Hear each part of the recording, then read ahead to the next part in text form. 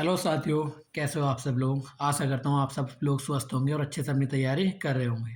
तो जिनके भी एग्ज़ाम हो गए होंगे उनके काफ़ी अच्छे एग्ज़ाम हुए होंगे, और जिनका भी आगे आने वाली जो भी 2 शिफ्टें हमारी बची है उनमें एग्ज़ाम है, उनका भी एग्ज़ाम काफ़ी ज़्यादा अच्छा जाएगा।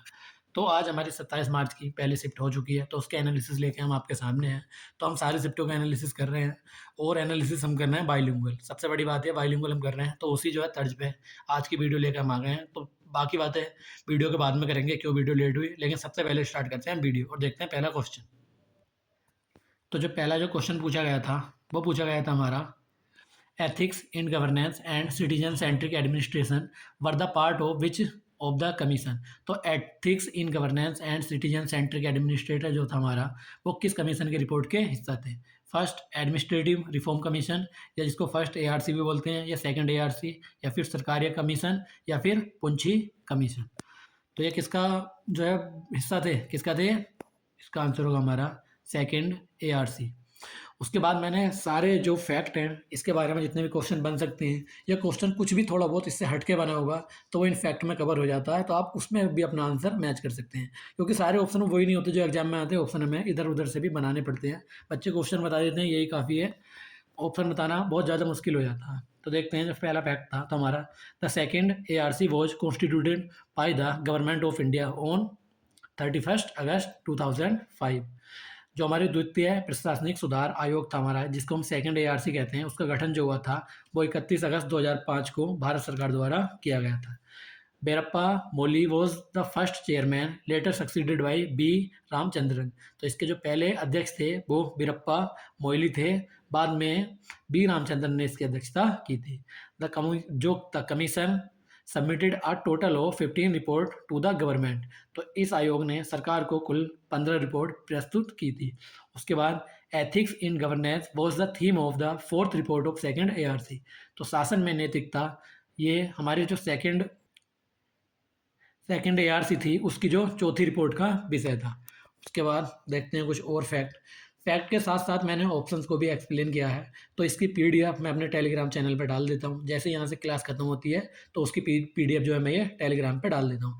आप इसको वीडियो को पॉज करके भी पढ़ सकते हैं, आपको ऐसे नहीं पढ़ना तो फिर टेलीग्राम से ये PDF डाउनलोड करके भी पढ़ सकते हैं।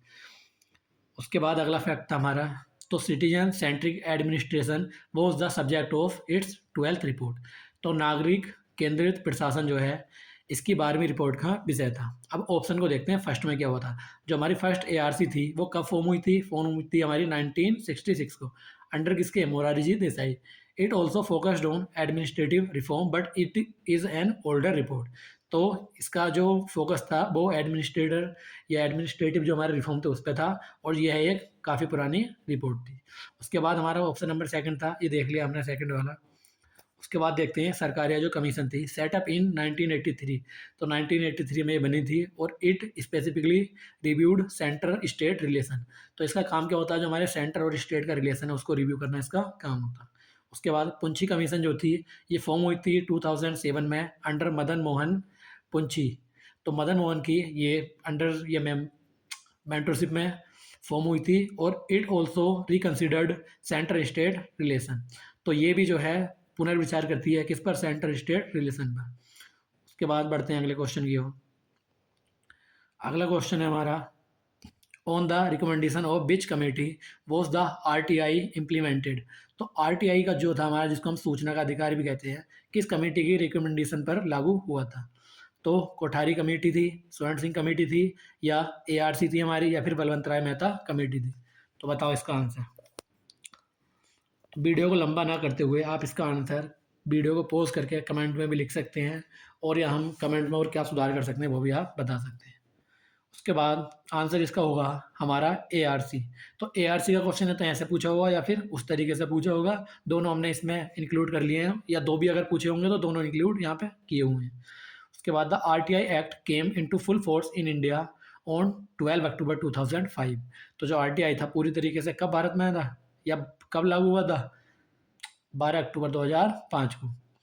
उसके बाद both both the HD Shaurya committee and ARC played की रोल इन द इम्प्लीमेंटेशन। तो इसे लागू करने में HD शौर्य समिति 1997 और प्रशासनिक सुधार आयोग दोनों की मुख्य भूमिका थी। हमारे पास इस वीडियो में पूरे क्वेश्चन है, अगर 40 लिखा है तो ऐसे मान लो आपको 35 क्वेश्चन तो इसमें पक्का मिलेंगे जो एग्जाम में आए हैं। अब वीडियो लेट आने का कारण यही है कि तो मैं 2 बजे फ्री होता हूँ, कहीं से मैं स्कूल मुझे जाना होता है तो वहाँ से पढ़ा के 2 बजे फ्री। उसके बाद ये कंटेंट दोनों लैंग्वेज में बनाने में और क्वेश्चन वगैरह सब देखने में किस बच्चे ने भेजा है, फिर उसको 2 या 3 बार क्रॉस चेक मैं करता हूँ कि कहीं किसी बच्चे ने वो क्वेश्चन बताया, किसी ने नहीं बताया। जब तक एक क्वेश्चन को 2 या 3 बच्चे नहीं बताते हैं, ऐसा क्वेश्चन पूछा गया है, तो मैं उसको इंक्लूड बहुत कम ही करता हूँ, है ना? तो इसीलिए वीडियो लेट हो जाती है, लेकिन वीडियो में जो कंटेंट मिलता है, उसमें कोई भी कॉम्प्रोमाइज़ नहीं होता है। और आप ये देख भी सकते हैं और पिछली वीडियो का रिस्पॉन्स ने हमें ये बता भी दिया है कि हमारा जो कंटेंट है काफ़ी अच्छा लोगों को हेल्प कर रहा है और उससे काफ़ी लोग बता रहे हैं कि सेम ही हमारे क्वेश्चन होते हैं। तो देखते हैं जो दूसरा फैक्ट है, it replace the official secret act 1923 to bring transparency. अब मैं कुछ ऑप्शन जो आगे आएंगे ना तो मैं ऑप्शन को एक्सप्लेन थोड़ा कम करूंगा, वीडियो नहीं तो 1 घंटे से भी ऊपर की हो जाएगी, तो आप उसको पॉज करके या फिर पीडीएफ से भी देख सकते हैं। तो यह पारदर्शिता लाने के लिए ऑफिशियल सीक्रेट एक्ट 1923 की जगह लाया गया था। Sweden was the first country in the world to implement the right to information in 1766। जो स्वीडन था वो सूचना का अधिकार लागू करने वाला दुनिया का पहला देश था। Under article 19(1)(a of the Indian constitution, RTI is considered as fundamental right. तो आरटीआई जो है हमारा एक मौलिक अधिकार है और वो किस अनुच्छेद के अंदर है? अनुच्छेद हमारा 19(1) का ए। उसके बाद बाकी और ऑप्शन है। जो हमारी कोठारी कमीशन है, formed in 1964 to 66 under DS Kothari, it is related to reform in education sector. तो ये किससे रिलेटेड है? एजुकेशन सेक्टर से। और आई कब थी ये? 1964 में। किसके अंडर? डीएस कोठारी के। उसके बाद स्वर्ण सिंह कमेटी जो है हमारी, on the recommendation in 1976 fundamental duties were added by a 42nd amendment. तो स्वर्ण सिंह कमी जो हमारी समिति थी या कमेटी थी, इसी की सिफारिश पे 1976 में 42वें संविधान संशोधन से फंडामेंटल ड्यूटीज़ को जो है संविधान में जोड़ा गया था। उसके बाद एआरसी की हम बात करते हैं। This is the correct answer, ये बात कर ली अपने ऊपर। बलवंत राय मेहता कमेटी फॉर्म्ड इन 1957। कब हुई थी ये फॉर्म? 1957। और ये जाने की उसके लिए जाती है, it is known for establishing the 3 tier panchayati raj system. तो पंचायती राज सिस्टम को या पंचायती राज व्यवस्था की स्थापना के लिए जाना जाता है बलवंत राय मेहता कमेटी को। उसके बाद अगला क्वेश्चन है हमारा, Sidhu and Kanhu were associated with which rebellion. तो सिद्धू और कुन्हू या कान्हू हमारे किस विद्रोह से जुड़े थे? मुंडा रेवेलियन। इसका सीधा आंसर होगा हमारा संथाल रेवेलियन। संथाल विद्रोह से ये जुड़े थे। इनके बारे में देखते हैं एक्स्ट्रा फैक्ट। तो संथाल रेवेलियन जो है, या जिसको Santhal Hul took place in 1855 to 56 in present day Jharkhand and West Bengal. तो ये कहाँ पे हुआ था? झारखंड एंड वेस्ट बंगाल में। और कब हुआ था? 1855 से 1856। उसके बाद it was led by 4 brothers, Sidhu, कन्हू, चंद एंड भैरव। तो इसका नेतृत्व 4 भाइयों ने किया था, सिद्धू, कान्हू, चंद और Bhairav. The revolt was against था, किसके अगेंस्ट था? Exploitation by the British India company landlord and money landers. तो यह विद्रोह जो हमारा ब्रिटिश ईस्ट इंडिया कंपनी जमींदारों और साहूकारों के शोषण के खिलाफ था। द संथाल कोल्ड आउटसाइडर दिकूस। तो ये जो दिकूस जो होते थे, दिकूस किसको बुलाते थे? जितने भी आउटसाइडर हमारे होते हैं, तो उनको जो हमारे संथाल थे ये दिकू बुलाते थे। After suppressing the rebellion, the British created a separate administrative region called Santhal Pargana. तो विद्रोह को दबाने के बाद अंग्रेजों ने संथाल परगना नामक एक अलग प्रशासनिक क्षेत्र बनाया था। इसके बाद सारे ऑप्शन देखते हैं। तो मुंडा रेवेलियन जो है, पहला ऑप्शन हमारा दे रखा है Munda rebellion, also known as Ulgulan it, या this occurred in 1899 to 90 under Birsa Munda in Chota Nagpur. तो उलगुलान नाम से प्रसिद्ध है विद्रोह 1899 से 1900 के बीच बिरसा मुंडा के नेतृत्व में कहाँ पे हुआ था? छोटा नागपुर में हुआ था। संथाल रेवेलियन आंसर इसका वो हम देख चुके हैं। व्हील अपराइजिंग द अकर्ड या this occurred mainly in the Western Ghats and Khandesh against the British between 1818 या कहाँ तक हमारा 1831। तो यह मुख्य रूप से पश्चिमी घाट और खानदेश में 1818 से 1831 के बीच अंग्रेजों के खिलाफ हुआ था। अब इंडिगो रिवोल्ट जो था, तो ये है 1859 से 60 के बीच बंगाल में किसानों द्वारा जबरन नील की खेती के खिलाफ किया गया आंदोलन था। अगला question, when was the Indian national association establish. तो तो इंडियन नेशनल एसोसिएशन की स्थापना कब हुई थी? 1876, 1885, 1867 या 905? कब की गई थी? ये की गई थी 1876 में। आंसर होगा इसका 1876। तो the Indian national association, also called Indian association of Calcutta, was founded on 26 जुलाई 1876। तो इसको कब स्थापित किया गया? 26 जुलाई। और कहाँ पे? कलकत्ता में।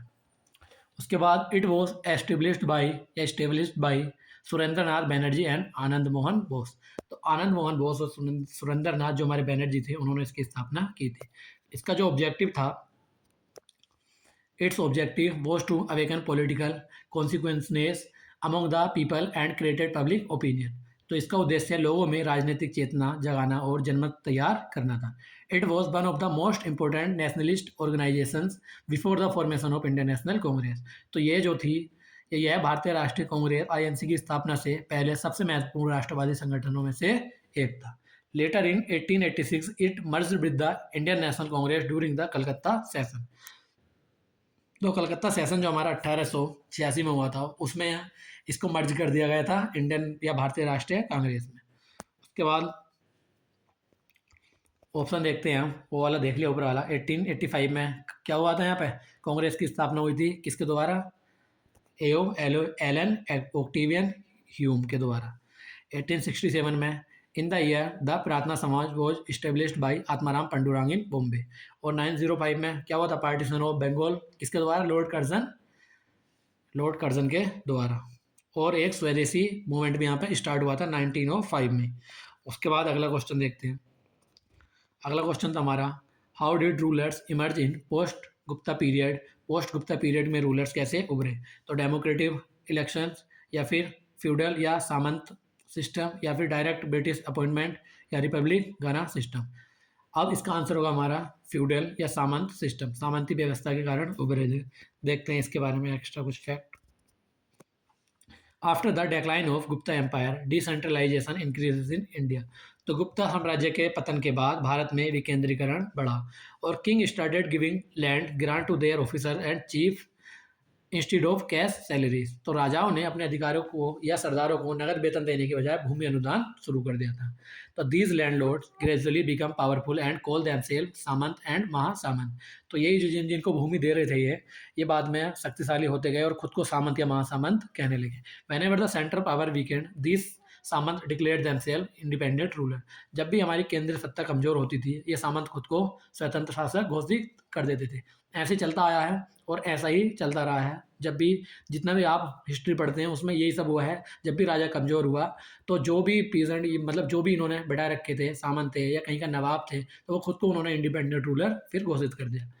Rulers like Harshvardhan emerge during this period who led या who also had to rely on their samant. इसी काल में हर्षवर्धन जैसे शासकों का उदय हुआ, जिन्हें भी अपने सामंतों पर निर्भर रहना पड़ता था। उसके बाद एक्सप्लेनेशन है, डिटेल में इसको पढ़ सकते हैं। उसके बाद बढ़ते हैं अगले क्वेश्चन। यहाँ तो वीडियो बहुत लंबी हो जाएगी। Who was the president of Swaraj party at the time of its formation? तो स्वराज पार्टी के गठन के समय इसका अध्यक्ष कौन था? कौन थे इसके अध्यक्ष? चित्तरंजन दास, ना कि मोतीलाल नेहरू। ये भी नहीं थे। चित्तरंजन दास सही आंसर, ये भी नहीं, ये भी नहीं। लेकिन इनके बारे में पढ़ेंगे हम, इन्होंने और क्या क्या किया। ये इंपॉर्टेंट क्वेश्चन है। The Swaraj party was established on 1 जनवरी 1923। स्थापना कब हुई? 1 जनवरी 1923 को। It was formed after Gandhi withdrew the non cooperation movement due to Chauri Chaura हत्याकांड। उसको अब हम हत्याकांड न कह के क्या बोलते हैं? मैंने एक वीडियो में बताया था कि जो हमारा पहले चोरी चोरा हत्याकांड कहा जाता था, उसको यूपी गवर्नमेंट ने कुछ और नाम दिया है। वो नाम आप कमेंट करके बताएंगे क्या नाम दिया है। तो चित्तरंजन दास थे, was the president of this party. इस पार्टी के प्रेसिडेंट कौन थे? Chittaranjan Das. Motilal Nehru served as the general secretary of party. तो इसके जनरल सेक्रेटरी या फिर महासचिव के रूप में किसने कार्य किया? मोतीलाल नेहरू ने। The main objective was to enter the legislative council and disrupt government functioning. इसका जो मुख्य उद्देश्य था, विधान परिषदों में प्रवेश करना था और सरकार के कामकाज में बाधा डालना था। और C R Das is affectionately known as Deshbandhu. तो देशबंधु के नाम से किसे जाना जाता है? हमारा सी आर दास को। उसके बाद और ऑप्शन देखते हैं। Motilal Nehru he was a founding member but serve as a general secretary not the president. वो भी ये भी जो हमारे मोतीलाल नेहरू इसके फाउंडिंग मेंबर थे, लेकिन इन्होंने जो है जनरल सेक्रेटरी के रूप में कार्य किया, ना कि प्रेसिडेंट के। सी आर दास देख ही लिया हमने। उसके बाद जो है Mahatma Gandhi he was oppose to council entry and favour constructive work. तो वे जो है परिषद के प्रवेश के खिलाफ थे और रचनात्मक कार्यों पे पक्षधर थे। Subhash Chandra Bose he was a political disciple of C R Das but did not found और preferred over the Swaraj party. तो भाई ये जो है सी आर दास के राजनीतिक शिष्य थे, लेकिन कभी भी इन्होंने स्वराज पार्टी की स्थापना और अध्यक्षता नहीं की थी। उसके बाद अगला question, who who founded the खिलाफत स्वराज पार्टी। तो खिलाफत स्वराज पार्टी की स्थापना किसने की थी? Motilal Nehru and C R Das ने। ये क्वेश्चन ऊपर हम जो है इससे रिलेटेड देख चुके हैं और ऑप्शन भी इसमें ज़्यादातर सेम ही है, लेकिन चलो फिर भी कर लेते हैं इसको। तो the Swaraj party was originally named the Congress Khilafat Swaraj party और it was formed by the pro changers with the Indian National या within the Indian National Congress, और C R Das was the first president and Motilal Nehru was the secretary. The party lost its momentum after the death of C R Das in 1925। They wanted to expose the weakness of Montagu Chelmsford reform, जो आया था हमारा, कब आया था? 1919 में। उसके बाद देखते हैं Mahatma Gandhi and Jawaharlal Nehru, they were focused on grass root constructive programmes. जो ये थे हमारे महात्मा गांधी और जवाहरलाल नेहरू, ये जमीनी स्तर के रचनात्मक कार्यक्रमों पर केंद्रित थे। Subhash Chandra Bose and Bhagat Singh founded the HSRA या हिंदुस्तान इसकी फुल फॉर्म बोल गया मैं, HRA Hindustan Republic association, HSRA Hindustan Swaraj Republic, कुछ तो थी मेरे दिमाग से निकल गई। इसको किसने फाउंड किया था? भगत सिंह ने 1928 में। उसके बाद जो है Sardar Patel and Rajendra Prasad, they were no changers who oppose the Swaraj party's formation, इन्होंने अपोज किया था। उसके बाद अगला question, education of children age 6 to 14 years in which article, किस अनुच्छेद में है ये? अनुच्छेद हमारा 21A। बच्चों की जो शिक्षा है किसमें? अनुच्छेद 21A। अब क्वेश्चन ना देखो कभी कभी होगा कि सेम टू सेम क्वेश्चन आपको देखने को नहीं मिलेगा, अब सेम टू सेम उसका आंसर भी नहीं होगा, लेकिन जो हम ऑप्शन को एक्सप्लेन करते हैं या फिर उसके बारे में जो 4-5 फैक्ट देखते हैं, उसमें आपको आपका आंसर जरूर मिल जाएगा। तो इसीलिए हमने सारे फैक्ट ऐड कर रखे हैं, सिर्फ इसलिए कि आपको जो है उसका आंसर मिल जाए। सेम टू सेम मिलना कभी कभी किसी क्वेश्चन में मुश्किल हो जाता है, इसीलिए ऐड किए गए। It was added by the 86 constitution amendment act 2002। तो कब हुआ था ये? 2002 में। और किस अमेंडमेंट द्वारा? 86वां। It makes elementary education as fundamental right. तो इसने जो है मौलिक अधिकार बना दिया था प्रारंभिक शिक्षा को। Based on this the right to education या RTE act was passed in 2009। इसी के आधार पर 2009 में शिक्षा का अधिकार अधिनियम पारित किया गया था। The RTE act came into effect on 1 अप्रैल 2010। तो जो ये इफेक्ट में कब आया था? 2010 में आया था, 1 अप्रैल को। उसके बाद the 86 constitution amendment also added the 11 fundamental duties for parents under article 51A या के। अब देखते हैं बाकी ऑप्शन। आर्टिकल 45 है, it is a DPSP now detailing या dealing with early childhood care for children below 6 years. उसके बाद आर्टिकल हमारा 51A है, it contains fundamental duties where the 11 duty related to education but not the right itself. तो यह मौलिक कर्तव्य है जो 11वां कर्तव्य है, शिक्षा से संबंधित है, लेकिन अधिकार नहीं है। Article 21A, it is the correct answer, granting free and compulsory education as a right. उसके बाद आर्टिकल 19 है, it guarantees freedom such as speech and expression. तो यह भाषण और अभिव्यक्ति की स्वतंत्रता की गारंटी देता है आर्टिकल हमारा 19। अगला क्वेश्चन है व्हाट इज आर्टिकल 182 रिलेटेड। तो जो हमारा आर्टिकल 182 है वो किससे रिलेटेड है? किससे? Chairman and deputy chairman of state legislative council. तो विधान परिषद के सभापति और उपसभापति से रिलेटेड। देखते हैं, द स्टेट लेजिस्लेटिव काउंसिल या जिसको विधान परिषद कहते हैं is the upper house of state legislature. तो स्टेट जो लेजिस्लेचर का है अपर हाउस बोलते हैं इसको। उसके बाद currently only 6 state in India have a legislative council. Example है जिसका यूपी, बिहार, महाराष्ट्र, और भी इसमें 3 हैं, वो यहाँ पर नहीं लिखे हुए हैं। Under article 182 the council chooses 2 of its member to chairman and deputy chairman. अनुच्छेद 182 के तहत परिषद अपने 2 सदस्य को सभापति और उपसभापति के रूप में चुनती है। They submit their resignation to each other, तो ये अब एक दूसरे को अपना इस्तीफा देते हैं। Article 169 deals with the creation और एवोल्यूशन ऑफ लेजिस्लेटिव काउंसिल, किसके साथ डील करता है? एवोल्यूशन ऑफ काउंसिल के या फिर क्रिएशन के, आर्टिकल 169। अब गवर्नर्स की पार्डनिंग पावर दे रखी हैं किसमें? आर्टिकल 161 में। उसके बाद जो है चेयरमैन एंड डेप्यूटी चेयरमैन जो है, ये आंसर था हमारा। स्टेट बजट जो है the annual financial statement, budget शब्द हमारा कहीं भी संविधान में लिखा हुआ नहीं है। लिखा हुआ क्या है? द एनुअल फाइनेंशियल स्टेटमेंट, या हाँ ये लिखा हुआ था स्टेट मेंशन किस में? 202 में स्टेट बजट। बाकी बजट तो कहीं है ही नहीं पूरे संविधान में लिखा हुआ। उसके बाद अपॉइंटमेंट ऑफ हाई कोर्ट जजेस, तो they are appointed by the president under article 217। उसके बाद अगला क्वेश्चन हम देखते हैं, move on to the next question. Right to property is now या now in which part of constitution? तो राइट टू प्रॉपर्टी कहाँ पे है अब? पहले ये 21 में था, नहीं 21, हाँ 21 था शायद, इसको रिपील कर दिया था। पहले ये मौलिक अधिकार था हमारा, फिर इसको डाल दिया था कहाँ पे? पार्ट कौन से में? पार्ट 7 का नाम पार्ट 12, और आर्टिकल है इसका 300A। कभी कभी कुछ चीज़ें बोलने में इधर उधर हो जाती हैं, है ना, क्योंकि एज ए ह्यूमन बीइंग गलती करना मेरा परम धर्म है, तो गलतियाँ हो जाती हैं, उसको क्षमा करना आपका धर्म है। Right to property was originally a fundamental right under article 19(1)(f and article 31। तो संपत्ति का जो अधिकार था वो मूल रूप से अनुच्छेद 19(1)(f और अनुच्छेद 31 के तहत एक मौलिक अधिकार था। It was removed from the list of fundamental rights by the 44th constitution amendment act 1978। तो जो 44वां संशोधन हमारा हुआ था संविधान में, कब? 1978 में, इससे इसको रिमूव कर दिया गया था। It is now a legal या constitutional right, not a fundamental right. यह अब कानूनी या संवैधानिक अधिकार है, ना कि मौलिक। It is placed under article 300A in part 12, जिसमें finance, property, contract and suits वगैरह दिए गए हैं। पढ़ सकते हैं इसको नीचे वो। आर्टिकल 300A ये क्या कहता है? No person shall be deprived of his property saved by the authority of law. तो अनुच्छेद 301 कहता है कानून के अधिकार के बिना किसी भी व्यक्ति को उसकी संपत्ति से वंचित नहीं किया जाएगा। बाकी पार्ट 3 किससे रिलेटेड है? हमारा फंडामेंटल राइट्स है। पार्ट 4 क्या है? इसमें क्या है? DPSP दे रखे हैं हमारे। और पार्ट 12 में करेक्ट आंसर है प्रॉपर्टी, वो दे रखा, पढ़ लिया हमने। पार्ट 20 में क्या है? ये अमेंडमेंट से हमारा डील करता।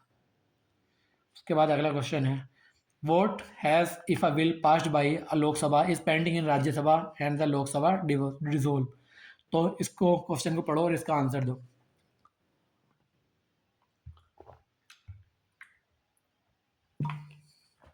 क्या होगा इसका answer? The bill is pass automatically, या बिल लैप्स कर जाएगा, या प्रेसिडेंट इश्यू एन ऑर्डिनेंस, या फिर send to joint sitting. Answer होगा इसका option number B, bill lapse कर जाएगा अगर हमारी लोकसभा डिसॉल्व हो जाती है ना। लोकसभा डिसॉल्व अगर हो गई, रुको, लोकसभा द्वारा पास बिल राज्यसभा में पेंडिंग है और लोकसभा डिसॉल्व हो जाए तो क्या होगा? हाँ, तो ये बिल लैप्स हो जाएगा। देखते हैं अतिरिक्त जानकारी। Article 107 of the Indian constitution deals with the introduction of and passing of bill. तो भारतीय संविधान का जो अनुच्छेद है 107 विधेयक को पेश करने और पारित करने से संबंधित है। उसके बाद जो रूल है, any bill passed by the Lok Sabha and pending in Rajya Sabha lapse if the Lok Sabha dissolve.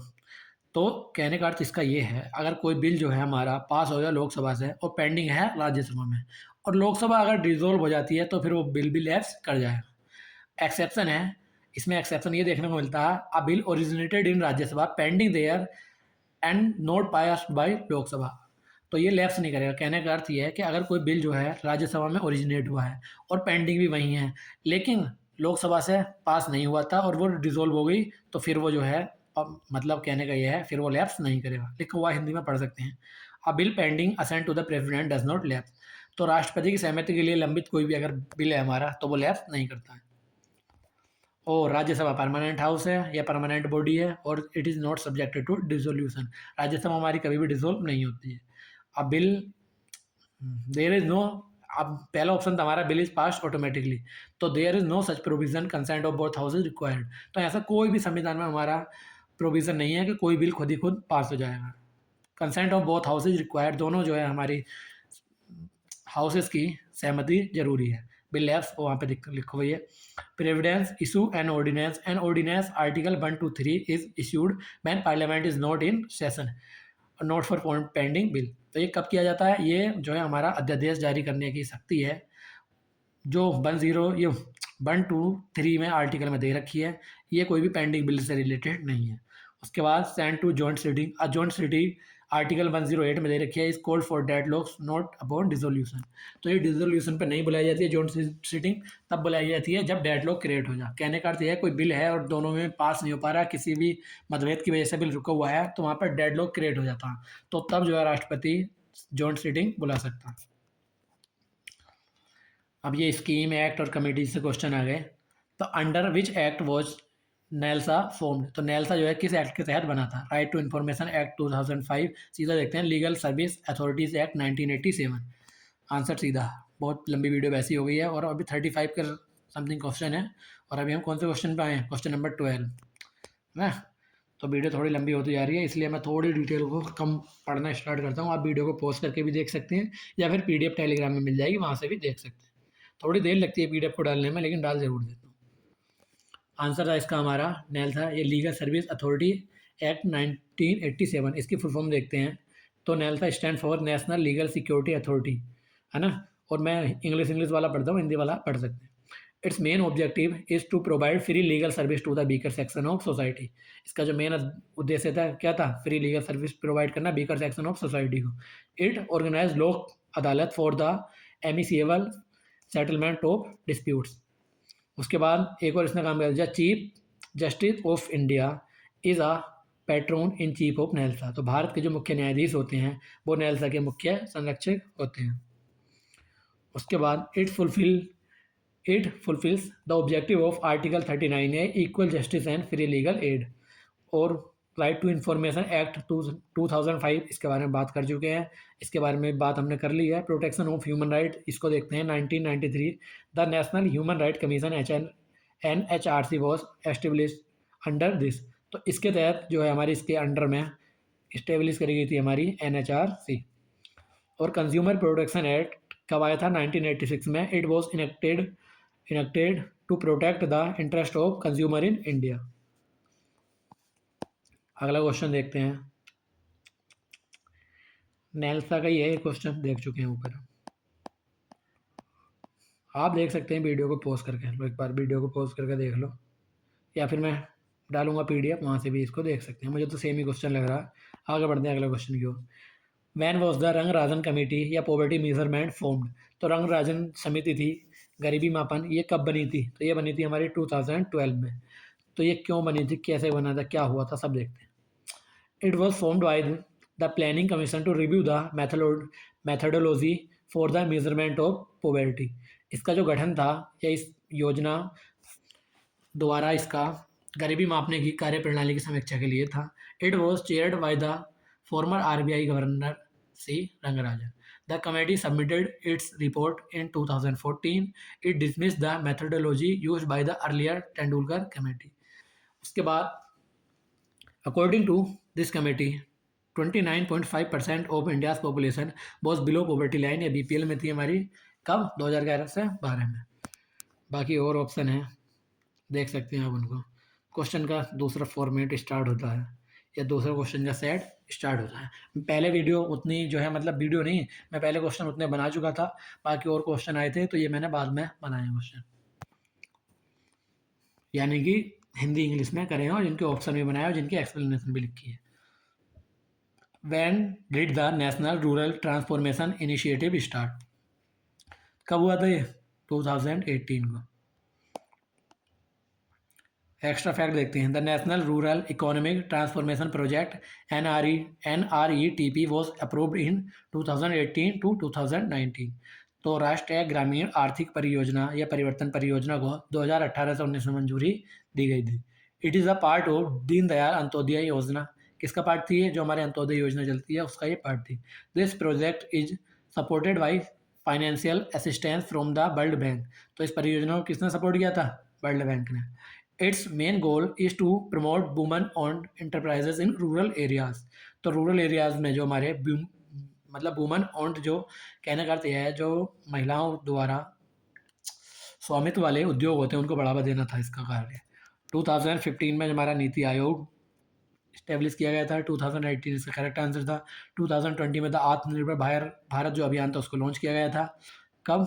Pandemic के दौरान, जो कोविड-19 का हुआ था। 2022 में India celebrated 75 year of independence, आज़ादी का अमृत महोत्सव। अगला क्वेश्चन, आप कंपेयर करना जो लोग वीडियो डाल रहे हैं ना उनसे और हमारे कंटेंट में कितने क्वेश्चन हम आपको सही बता पा रहे हैं और कितने ज़्यादा से ज़्यादा क्वेश्चन हम आपको करा पा रहे हैं। सब इसका मतलब ये नहीं है कि 10-20 क्वेश्चन मिले, वो भी इधर उधर से मिलते तो 10 क्वेश्चन लोगों को और बस उनको करा के वीडियो बना दी। यहाँ पूरा बैठ करके अच्छे से अच्छा कंटेंट आपके लिए लाया जाता है। इसी में वीडियो लेट भी होती है और वीडियो थोड़ी लंबी भी हो जा रही है। तो what is the meaning of environmental accounting? तो इन्वायरमेंटल अकाउंटिंग का मतलब क्या है? क्या है इसका मतलब? ऑडिटिंग, फैक्ट्री पॉल्यूशन या कारखानों को प्रदूषण का ऑडिट। इसका सीधा आंसर होगा ग्रीन जीडीपी। जल्दी जल्दी करते हैं। Natural resource accounting. तो ग्रीन जीडीपी है प्राकृतिक संसाधन लेखांकन, इसका आंसर था हमारा। उसके बाद पर्यावरणीय लेखांकन, राष्ट्रीय आर्थिक खातों में पर्यावरणीय लागतों को शामिल करना। पर्यावरण की कमी के लिए समायोजित जीडीपी को ग्रीन जीडीपी कहा जाता है। यह नीति निर्माताओं को यह मूल्यांकन करने में मदद करती है कि आर्थिक विकास टिकाऊ है या नहीं। संयुक्त राष्ट्र ने पर्यावरण आर्थिक लेखांकन प्रणाली SEA विकसित की है। बाकी और ऑप्शन देखते हैं, आप इन ऑप्शन को भी पोस्ट करके देख सकते हैं। अगले क्वेश्चन की ओर बढ़ते हैं। What state does the KFC scheme belong to? तो हमारी KFC स्कीम है किस राज्य से बिलोंग करती है? ये करती है केरला से। देखते हैं। KFC का अर्थ है केरल वित्तीय निगम। KFC वो वाला नहीं, वो बर्गर मिलता है क्या? वो नहीं, कुछ तो मिलता है KFC का, दूसरा KFC है। केरला फाइनेंस कॉरपोरेशन कब इस्टेब्लिश की गई थी? 1953 में। और किसके अंडर में? State financial corporation act 1951। उसके बाद इसका जो मेन फंक्शन है to provide financial assistant to MSME in Kerala. जो माइक्रो फाइनेंशियल इंस्टीट्यूशन हमारे होते हैं उनको असिस्टेंट प्रोवाइड करना है। Recently KFC has launched special scheme to support startup and women entrepreneurs. और देखते हैं कर्नाटका। देख सकते हैं आप ऑप्शन, इनको पॉज करके भी देख सकते हैं, इसमें से कुछ अगर आंसर होगा तो। आगे करंट अफेयर का हमारा क्वेश्चन था, who is the chairman and CEO of Emirates airline? जो हमारी एमिरेट्स एयरलाइंस है उसके CEO एंड चेयरमैन कौन है? क्या कौन है ये? Tim Clark? एमिरेट्स मुस्लिम नाम लग रहा, या अकबर अल वेकार, या टोनी फर्नांडेस, या फिर शेख अहमद बिन रसी सईद अल मखतूम? यही वाला ये वाला इसका आंसर होगा। Emirates is a flagship carrier of United Arab emirate या UAE का जो हमारा फ्लैगशिप ये कैरियर है, और ये कहाँ पर? दुबई में। और Sheikh Ahmed has been its chairman and CEO since its inception in 1985। जब से इसकी स्थापना हुई है इसके जो चेयरमैन और CEO हैं वो कौन है? शेख अहमद ही है। Sir Tim Clark serve as the president of Emirates airline. और जो Emirates is the world's largest operator of Airbus A380 and Boeing 777 aircraft. इसको भी ध्यान रखेंगे हम, ये वाला ऑप्शन जो हमारा। उसके बाद देखते हैं, टिम क्लार्क जो है ही इज़ द प्रेसिडेंट है एयरलाइन के, not the chairman. Sheikh Ahmed हैं ही। अकबर अल बकार ये कौन है? He is the former CEO of Qatar Airways. Tony Fernandes he is the founder of and CEO of Air Asia. Air Asia के ये हैं Tony Fernandes. इतने chairman मुझे, ये कतर का पूछ लिया, कतर का अकबर अल बकीर। देख सकते हैं, देख लिया हमने इस क्वेश्चन को। अगला क्वेश्चन करते हैं, who release the Indian financial system stability assessment report? तो इंडियन फाइनेंशियल सिस्टम स्टेबिलिटी जो रिपोर्ट है वो कौन जारी करता है? जारी करता हमारा IMF। IMF इसको जारी करता है। तो IMF and World Bank jointly conducted the financial sector assessment programme FSAP, और under this the IMF release the stability assessment report of India.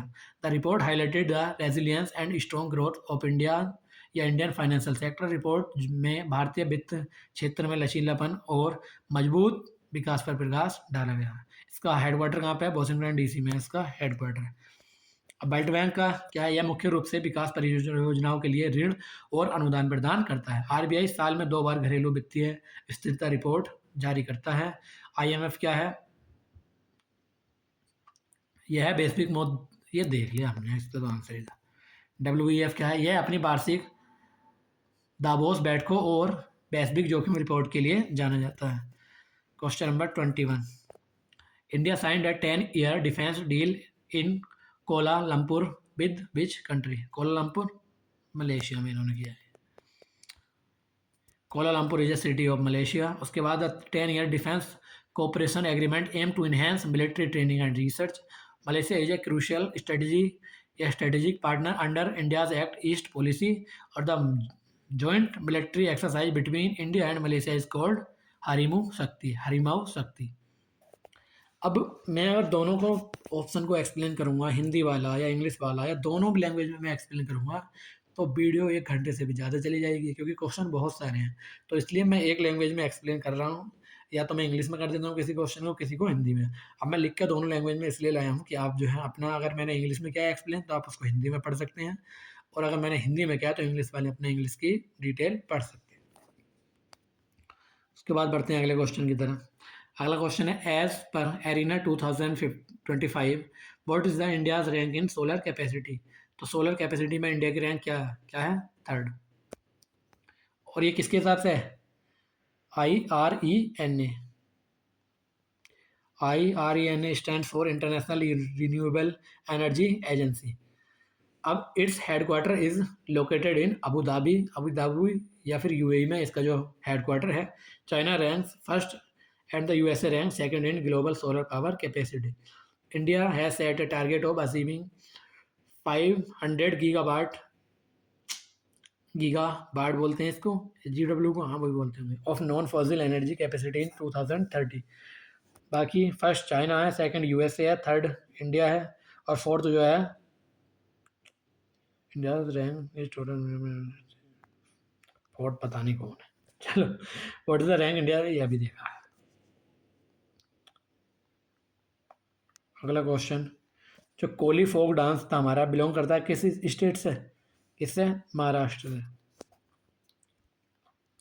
Koli dance is performed by the fisherman community Kolis in Maharashtra. The dance movement represents the wave of sea and fishing activities. Both men and women participate together in this dance. Other famous folk dance of Maharashtra include Lavani and Tamasa. अब गुजरात का जो famous है garba and dandiya रास के लिए Maharashtra correct answer है इसका। Goa famous for Fugdi and Shigmo dance, और राजस्थान जो फेमस है घूमर एंड कलवेलिया डांस के लिए। कलवेलिया कौन करता है? वहाँ की सपेरा कम्युनिटी है, वो करते हैं Kalbelia dance. Kathak is associated with which state? Kathak कहाँ से है? उत्तर प्रदेश से। कथक के काफ़ी क्वेश्चन बने हैं एनटीपीसी के एग्जाम में, कई शिफ्ट में क्वेश्चन आ गया कथक का। Kathak is one of the 8 major classical dance in India recognised by Sangeet Natak Akademi. The word Kathak is derived from the Sanskrit word katha meaning story. इसका मीनिंग स्टोरी है। It has 3 main gharanas, Lucknow, Jaipur and Banaras. Pandit Birju Maharaj was a world renowned exponent of Lucknow gharana of Kathak. बाकी कथक के बारे में एक बात और आप ध्यान रखेंगे, यह एकमात्र ऐसा डांस है जो क्लासिकल डांस है, कहाँ का? नॉर्थ इंडिया का, और एकमात्र ऐसा डांस है क्लासिकल जो हिंदुस्तानी म्यूजिक में परफॉर्म किया जाता है। बाकी सारे हमारे ज़्यादातर कार्नेटिक म्यूजिक में ही परफॉर्म किए जाते हैं। केरला किसके लिए जाना जाता है? कथक के लिए, मोहिनीअट्टम के लिए। तमिलनाडु बर्थ प्लेस है भरतनाट्यम का। उत्तर प्रदेश इसका सही आंसर था। आंध्र प्रदेश फेमस है कुचिपुड़ी डांस के लिए। When did Odia get the status of classical language? तो ओडिशा को क्लासिकल लैंग्वेज का दर्जा कब मिला? यह मिला 2014 को। The government of India grants classical status to language based on their ancient history and originality. तो भारत सरकार भाषाओं को उनके प्राचीन इतिहास और मौलिकता के आधार पर शास्त्रीय दर्जा देती है। Tamil was the first language to receive this status in 2004। Tamil को मिला था पहली बार। Odia 2014 is the first language from the Indo Aryan family to get this status. Current update यह है, इन अक्टूबर 2014 5 मोर लैंग्वेजेस मराठी, पाली, प्राकृत या आसमी और बंगाली वर एडेड मेकिंग द टोटल 11। तो हमारी कितनी क्लासिकल लैंग्वेज हैं? 11। टू, अब बाकी और सब देख सकते हैं, अगले क्वेश्चन की ओर हम बढ़ते हैं। What is the atomicity of oxygen molecule? तो ऑक्सीजन मॉलिक्यूल की आणविकता क्या है? तो ये है 2, जिसको हम द्वि परमाणु भी बोलते हैं। Atomicity is the total number of atoms present in molecules of an atom. तो एक परमाणु जो है उसके, या परमाणु में कितने अणु, क्या लिखा है? Atomicity is the total number of atom present in molecules. एक अणु में हमारे कितने परमाणु प्रेजेंट हैं, ये उसकी संख्या होती है, जिसको हम एटोमिसिटी या आणुकता कहते हैं, आणविकता। Oxygen gas generally consists as O2, so its atomicity is 2. Ozone is another form of oxygen with the formula O3, making it atomicity 3. Noble gas वगैरह के बारे में आप पढ़ सकते हैं यहाँ से। जो हमारा कुंतल है, जिसको हम कुंटल भी बोलते थे कभी कभी, किसका यूनिट है? ये है किसका? मास का, और वो भी कितना? इसमें 100 kg होता है एक कुंटल में। देख सकते हैं यहाँ से बहुत सारे ऑप्शन और इसकी एक्स्ट्रा डिटेल यहाँ पे लिखी हुई है। अगला क्वेश्चन हम देखते हैं। Which of the followings are not cold blooded? तो इनमें से कौन असमतापी नहीं है? कौन नहीं है कोल्ड ब्लड? ये बर्ड्स हमारी कोल्ड ब्लड नहीं होती हैं। जो वार्म ब्लडेड एनिमल्स होते हैं, जिसको homeothermic, maintain a constant body temperature, इसका एग्जांपल है मैमल्स एंड बर्ड्स। समतापी जानवर हैं, शरीर का तापमान स्थिर बनाए रखते हैं। Cold blooded animal changes their body temperature according to the environment. तो ये एनवायरनमेंट के अकॉर्डिंग अपना टेम्परेचर शरीर का चेंज करते रहते हैं। बर्ड्स जो है have 4 chambered heart and that help them stay warm. Snakes and frog often hibernate in winter as they are cold blooded. सांप और मेढक अक्सर सर्दियों में हाइबरनेट होते हैं, यानी इसके लिए होते हैं क्योंकि वे असमतापी होते हैं। फिशेस जो हैं हमारी, वो कोल्ड ब्लडेड हैं। रेप्टाइल्स जो हैं वो कोल्ड ब्लडेड हैं। और एम्फीबियंस जो होते हैं हमारे, frogs are also cold blooded. But इसका सही आंसर होगा, क्योंकि वो कोल्ड ब्लडेड नहीं है, वो है वार्म ब्लडेड। उसके बाद अगला question, what happens to the light energy in diffraction? तो डिफ्रैक्शन में लाइट एनर्जी के साथ क्या होता है? कंप्लीट एब्जॉर्प्शन हो जाता है। तो इसका आंसर होगा रीडिस्ट्रीब्यूशन ऑफ एनर्जी। तो एनर्जी का, जब ऊर्जा का पुनर्वितरण हो जाता है। Diffraction is the bending of light around the corner of A obstacle और सिल्ट। तो अगर कोई नुकीली चीज़ है या छिद्र है, उसके किनारों पे अगर कोई प्रकाश चारों ओर मुड़ता है, तो इसको बोलते हैं diffraction. In this process light waves enter the shadow reason. Energy is neither created और नॉट डिस्ट्रॉयड, या not destroyed, it is a just redistributed between bright and dark fringes. तो ऊर्जा ना तो नष्ट होती है या ना बनती है, यह केवल चमकीली और अंधेरी फ्रिंजों के बीच पुनर्वितरित होती है। उसके बाद बाकी जो है आप देख सकते हैं, कंप्लीट एब्जॉर्प्शन क्या होता है? This happen with a perfect black body. अगर कोई पूरी तरीके से काला पिंड है, तो उसके साथ होता है complete absorption. Redistribution of energy, correct इसका आंसर था। Destruction of energy, energy can not be destroyed according to the law of conservation of energy. तो ऊर्जा संरक्षण के नियम के अनुसार ऊर्जा नष्ट नहीं की जा सकती, बस उसको ट्रांसफर किया जाता है एक से दूसरे में, दूसरे से तीसरे में, या फिर उसको परिवर्तित कर सकते हैं। जैसे हमारी स्टैटिक या स्थितिज ऊर्जा है, जिसको स्टैटिक एनर्जी, उसको काइनेटिक में बदल सकते हैं, फिर उसको मैकेनिक में बदल सकते हैं। तो इस तरीके से ऊर्जा को सिर्फ उसकी फॉर्म को चेंज कर सकते हैं, या फिर डिस्ट्रीब्यूट कर सकते हैं, उसको नष्ट नहीं कर सकते। अगला क्वेश्चन है, what is the shortcut key for undo? Control Z इसका करेक्ट आंसर होगा। The undo command is use to, देख सकते हैं ये कई बार हम कर चुके हैं ऐसा आंसर, भी आप पॉज करके इसको देख सकते हैं। How to make the computer from sleep mode, या how to wake the computer from sleep mode. तो स्लीप मोड से कंप्यूटर को कैसे चालू करें? माउस उठाएं, कोई भी की प्रेस कर दें, या फिर माउस से कर सकते हैं, माउस को मूव करके, या फिर कोई भी अगर कीबोर्ड का भी तुमने की प्रेस कर दिया, तो उससे भी हमारा कंप्यूटर स्लीप मोड से बाहर आ जाता। Sleep mode is a power saving state that pauses action but keep the RAM powered. तो ये स्लीप मोड हमारा एक पावर सेविंग स्थिति है, जो क्रिया को रोक देता है लेकिन रैम को पावर चालू रखता है। Waking it up instantly resume the computer exactly where you left off. तो इसे जगाने से कंप्यूटर तुरंत वहीं से शुरू हो जाता है जहाँ से आपने छोड़ा था। हाइबरनेट मोड जो होता है, अनलाइक स्लीप होता है, save RAM data to the hard drive and shut down. Hibernate mode में स्लीप के विपरीत रैम डेटा को हार्ड ड्राइव में सेव करता है और बंद हो जाता है। Opening the lid of a computer also wake up its या फ्रॉम इट्स स्लीप मोड। तो ये सब आप पढ़ सकते हैं। बाकी what is a system software? System software क्या है? ये manage hardware and provide platform for apps. Option number C इसका आंसर होगा। System software is the core software that controls the computer hardware. System software है, मुख्य software है जो computer hardware को नियंत्रित करता है। ऑपरेटिंग सिस्टम ओएस लाइक है हमारे Linux, Android and best example Windows, Linux, Android, Mac OS वगैरह इसके बढ़िया एग्जांपल। अगला क्वेश्चन देखते हैं हम, which of the following is not है पेनिनसुलर रिवर। तो पेनिनसुलर रिवर का कौन सी इसमें हमारा एग्जांपल नहीं है, गोदावरी, कृष्णा, कावेरी, गंगा। गंगा इसका आंसर नहीं है, वो हिमालयन रिवर है। बाकी ये हमारी सारी प्रायद्वीपीय नदियाँ हैं। तो Indian rivers are mainly divided into Himalayan and peninsular river. जो हमारी पेनिनसुलर रिवर हैं और हिमालय रिवर में हमारी मेनली इंडिया की रिवर डिवाइडेड है। हिमालय रिवर कैसी कैसी देखो, क्या example, Ganga, Indus, Brahmaputra are perennial, मतलब इनमें जो पानी है ये पेरेनियल नेचर की हैं, इनमें थ्रू आउट द ईयर पानी हमारा बहता है। और जबकि जो हमारी पेनिनसुलर रिवर होती हैं ये सीजनल होती हैं, ये मानसून वगैरह से ही जब रेनफॉल होती है तभी इनमें पानी आता है। Godavari is the longest peninsular river है हमारी गोदावरी, इसको दक्षिण गंगा के नाम से भी जाना जाता है। उसके बाद और देखते हैं हम, डिटेल नीचे लिखी हुई है, आप एक बार पॉज करके भी इसको पढ़ सकते हैं। अब हमारा लास्ट क्वेश्चन है, recently the price of which gas increased by 2 या 125%। हाल ही में किस गैस की कीमत कितने से बढ़ गई है, एलपीजी की कीमत बढ़ी है शायद, या ये क्वेश्चन गलत भी हो सकता है। चलो कोई नहीं, काफ़ी सारे क्वेश्चन हमने इस वीडियो में करे हैं और ये वीडियो इसी के साथ हम यहाँ पे एंड करते हैं। अगर वीडियो आपको पसंद आ रही है और इससे आपको ज़रा भी हेल्प मिल रही है तो आप हमारे चैनल को हमारी मेहनत के लिए सब्सक्राइब कर सकते हैं। उससे हमें मोटिवेशन मिलता है अगली वीडियो लाने के लिए। और पैसे का लालच तो है ही, अभी मिल नहीं रहा लेकिन मिलेगा, कोई नहीं, है ना। तो जिनका एग्ज़ाम भी आगे है, बाकी 2 शिफ्टें बची हैं, उनका रिव्यू अब जल्दी जल्दी आएगा। ये वाली वीडियो लाने में मैं लेट हो जाता हूँ, कई बार मैंने बताया स्कूल में टाइम जो है वहाँ से आता हूँ पढ़ा के, तो जो है टाइम लग जाता है फिर कंटेंट बनाने में। बाकी और वीडियो टाइम से आ जाती हैं और अगली वीडियो भी टाइम से आएगी। तब तक के लिए आप इस वीडियो को एंजॉय कीजिए और अपने क्वेश्चन यहाँ से चेक कीजिए और अगली शिफ्टों के लिए यहाँ से भी एक आइडिया ले लीजिए। तो चलो मिलते हैं फिर अगली वीडियो में, तब तक के लिए धन्यवाद, जय हिंद।